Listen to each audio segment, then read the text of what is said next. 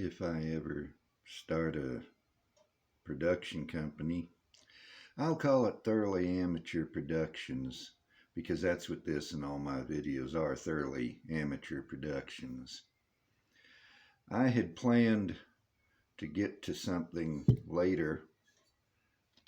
My propped up phone doesn't want to stay where I put it because I rotate through my bottles, but I thought that this whiskey is getting so interesting that it would be worth doing a video review. I've already done a written review, and that's available on Distiller on the Above app, ABOVE, Above, or excuse me, ABOV. There's no E on the end. And it's available on in the Whiskey group and the Whiskey and Whiskey group on MeWe. But I thought I'd, as I say, do a video review. And what this is Laphroaig 10-year-old Laphroaig Scotch whiskey. I got this bottle on the 25th of October this year. I have had 3 glasses so far, and it is proving to be one of the most interesting whiskeys I've ever encountered. Has a nice tight cork. Might even be genuine cork, I don't know.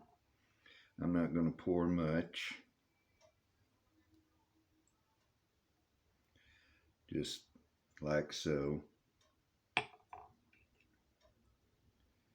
Because I'm not planning to drink a whole glass. Let's see, Laphroaig Distillery was established in 1815, says the label. Calls it the most richly flavored of all Scotch whiskies. It's from Islay, which is an island in the Inner Hebrides of Scotland, the Western Isles. It's 86 proof,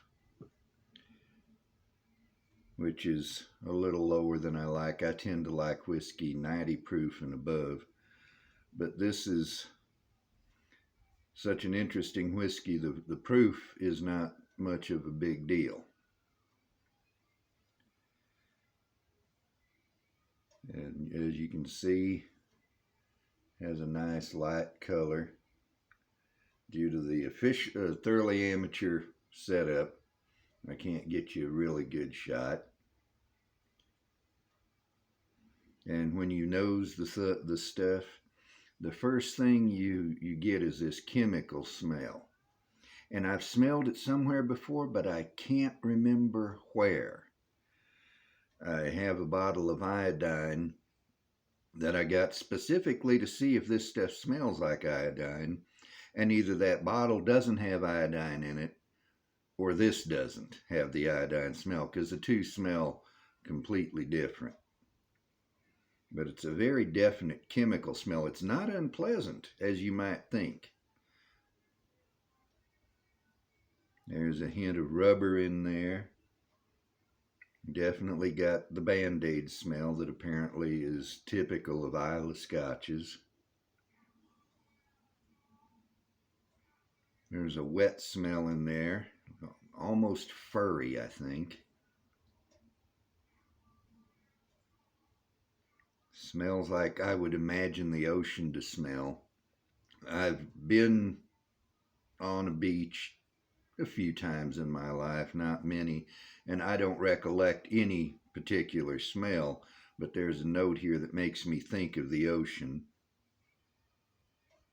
And of course the Islay Distillery is right on the shore. I mean, some of the buildings, there's barely room for a footpath between the wall and the water. There's a fruity floral note in there, flowers and fruit mixed. Maybe apples or pears and honeysuckle. It's very interesting. This is my 4th glass, and I'm still picking out notes that I have never encountered before. There's almost a meaty smell to it, and that sounds awful, but it actually isn't in real life.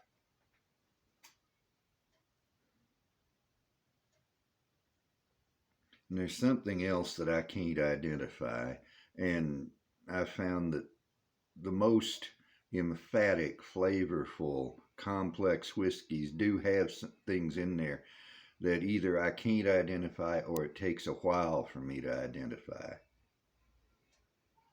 In that respect, this reminds me of two Balcones whiskeys, the lineage, the lineage single malt, which this is a single malt whiskey, and the pot still bourbon that Balcones makes.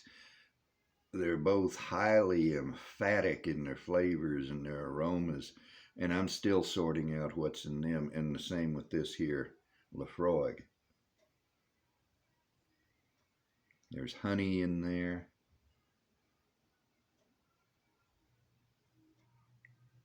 Something warm. It's not an alcohol sting. With 86 proof, I'm sticking my nose right in there, not getting any burn whatsoever.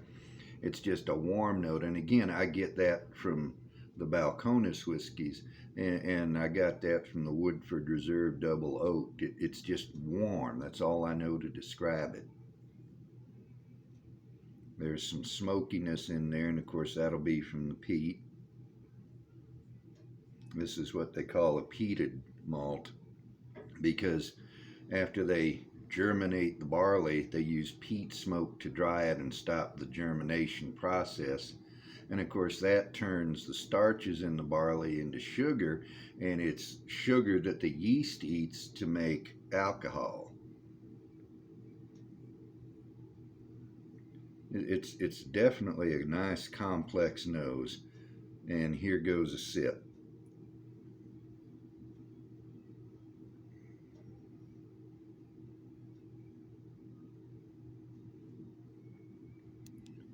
The most obvious thing is that chemical taste. Very chemical, not unpleasant again, but it's definitely chemical. But there's some honey in there.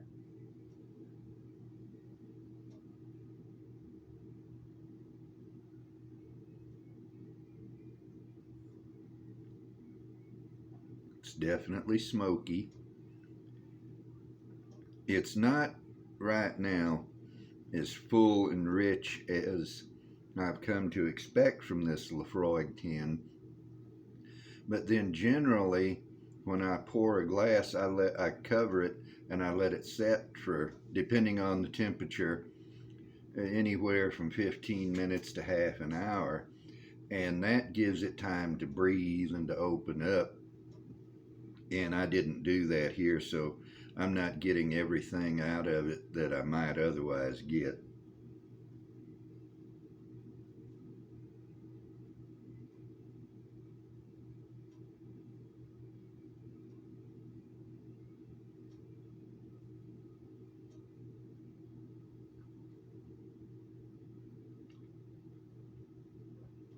There is a fruitiness there, and that, in my limited experience, seems to be a characteristic of single malt or even blended malt whiskeys. And I need to clarify my terminology. A blended malt, technically, officially, is where you take various single malts and blend them. What I meant was whiskeys that are a blend of single malt and single grain whiskey.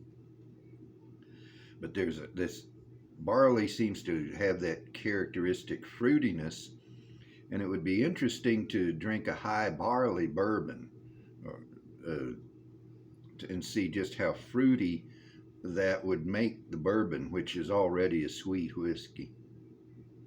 But there is fruit in here. I'm thinking apples maybe.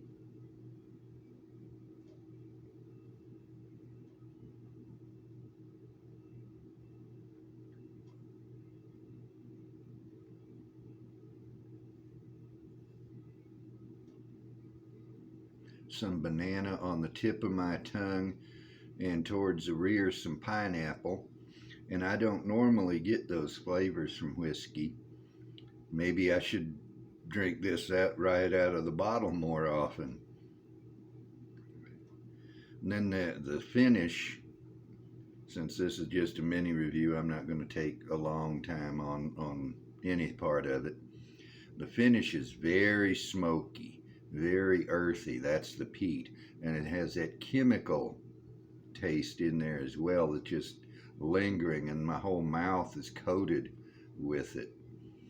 And there's a very faint tinge, I believe, of oak. It's hard to pick the oak out from the smoke, but I believe it's there. Unlike a bourbon where you're definitely going to have that oakiness, because by U.S. law, bourbon has to age in a new charred oak barrel. The law says container, but who's going to age whiskey in a box, right? It's always a barrel for various reasons.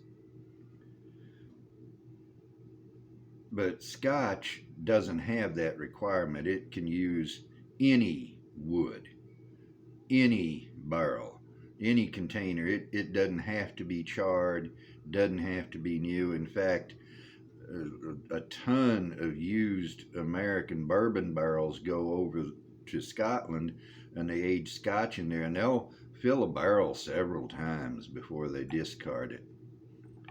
That finish is still there. It's a very long finish, although it's fading now. There's still that oakiness and that, or not oakiness, that smokiness, that earthiness of the peat. There's even a little bit of fruit in that finish. I can't distinguish it. It's very faint. All I can tell is there's fruit there. But this is, as I say, a very interesting whiskey. It's not one of my favorite whiskeys because it's so different from what I normally like. I'm a bourbon guy. I've learned that over this past year and a bit. But it is one of the three whiskeys that I find the most interesting of all I've tried thus far. It has this complex aroma, this complex taste, this complex finish. I kept trying to say after finish, and that's not what I wanted at all. It is not something I would necessarily want to drink every day. And at the price, this bottle was about $55 here in Albuquerque for a fifth. At the price, I can't afford to have it on hand all the time, and it may be a year or two or whatever before I replace this after it's gone.